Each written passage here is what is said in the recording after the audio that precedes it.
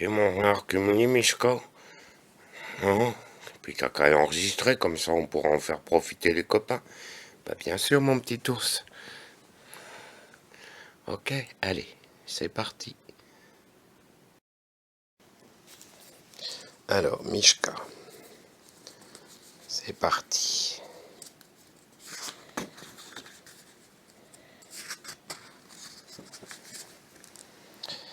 Mishka s'en alla dans la neige en tapant des talons. Il était parti de chez lui ce matin-là, quand le jour commençait à blanchir la fenêtre. De chez lui, c'est-à-dire de la maison d'Élisabeth, sa jeune maîtresse, qui était une petite fille impérieuse et maussade. Lui, c'était un petit ours en peluche, avec le dessous des pattes en velours rose, 2 boutons de bottine à la place des yeux, 3 points de laine à la place du nez. Un peu comme toi, mon slob. Ah ouais, ouais, moi je ressemble beaucoup à l'ours Mishka. En se réveillant, il s'était senti tout triste et dégoûté. Élisabeth n'était pas gentille, il lui fallait 25 joujoux à la fois pour l'amuser. Et quand ils avaient cessé de lui plaire, il n'était pas rare qu'elle vous secouât en vous jetant d'un bout à l'autre de la pièce, tant pis s'il lui restait une de vos pattes dans la main. On va dis donc, la méchante gamine. Ça devait être une gamine brisac un peu gâtée, enfin, bon. J'en ai assez d'être un jouet ici, grogna Mishka, en se frottant les yeux de ses poings. Je suis un ours après tout. Je veux aller me promener tout seul et faire un peu ce qui me plaît, sans obéir aux caprices d'une méchante petite fille.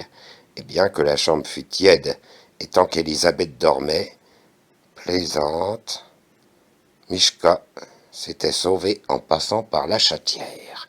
Maintenant il s'en alla dans la neige. Il leva haut les pattes l'une après l'autre, et chaque fois qu'il en posait une, cela faisait dans la neige un petit trou tout rond. Or, depuis 5 minutes, un roitelet le suivait. Ces roitelets, ces farceurs. Ça a la queue retroussée et ça sautille par-ci, par-là. On dirait toujours qu'il se moque de vous. Celui-là faisait piou, piou dans le dos de Mishka. Et quand Mishka se retournait, vite, il se laissait tomber dans un des petits trous ronds que les pattes de Mishka avaient fait dans la neige. Hein, disait Mishka, j'avais bien cru pourtant entendre. Et dans son trou, le roitelet mourait de rire. Mais tout de même, à la fin du coin de l'œil, Mishka l'aperçut. Brrr, lui fit-il au nez en se retournant d'un coup.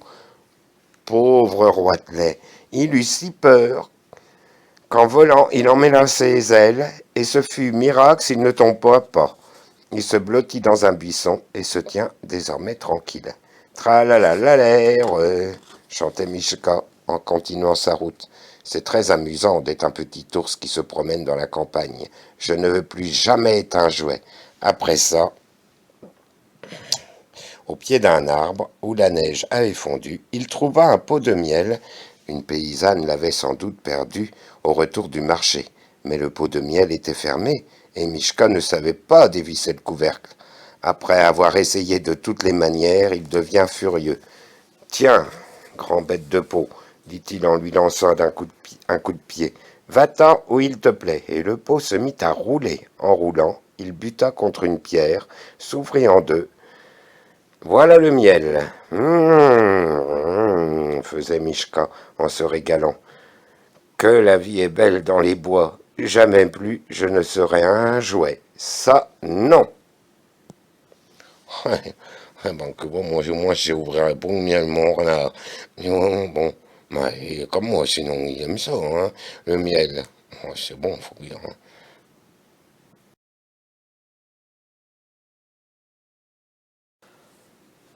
Ah, bah, Micha, fous-moi le camp de là. Tu m'empêches de lire. Ma question, Micha, écoute. Bon, allez, on continue. Naturellement, quand il eut bien déjeuné, qu'il se fut frotté son petit ventre rond, il eut envie d'aller faire sa sieste en haut de l'arbre. Il grimpa donc et s'installa dans les branches et dormit un bon coup. Quand il se réveilla, c'était presque le soir. 2 oies sauvages s'étaient posées sur la cime de l'arbre pour se dégourdir les pattes, et on les entendait causer. « Quand, c'est le soir de Noël, disait l'une. Quand, disait l'autre, c'est ce soir que chacun doit faire une bonne action, c'est ce soir que chacun doit aider son semblable, secourir les malheureux, réparer les injustices. Tiens, se disait Mishka, je ne savais pas ça. Et puis, elles s'envolèrent au fond du grand ciel gris. Et Mishka descendit de son arbre et repartit dans la neige, cherchant une bonne action à faire. Mais on eût dit que la terre où il était arrivé maintenant était toute déserte. Pas une maison, pas un animal, rien que de la neige et des grands bois. Soudain, voici qu'il entendit des grelots. C'était un traîneau tiré par un renne. Le renne était blanc, son harnais était rouge et parsemé de clochettes. Et tout ça était très joli.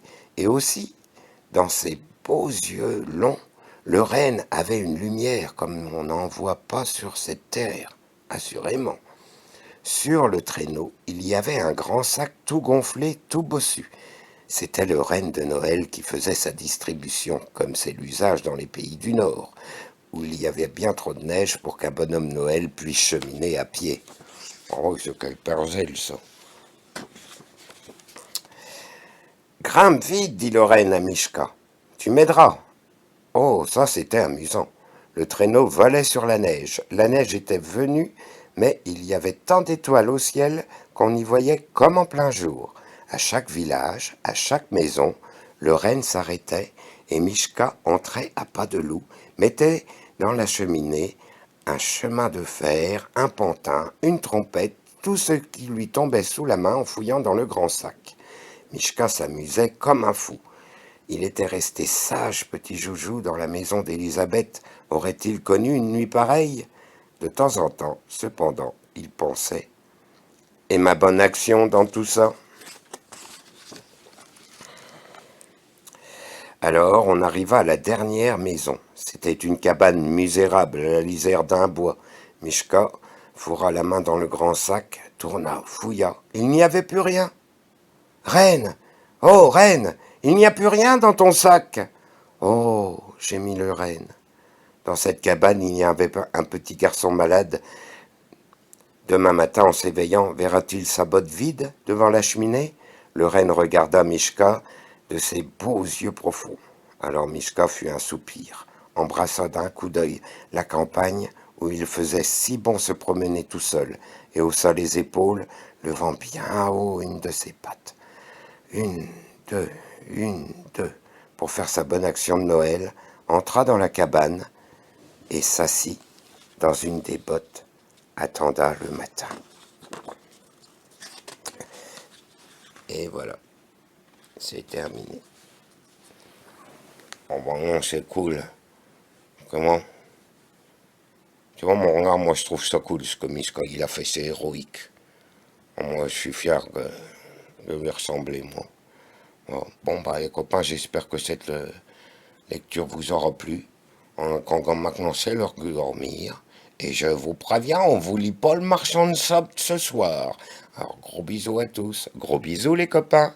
Et bonne nuit aussi à vous. Faites de beaux rêves.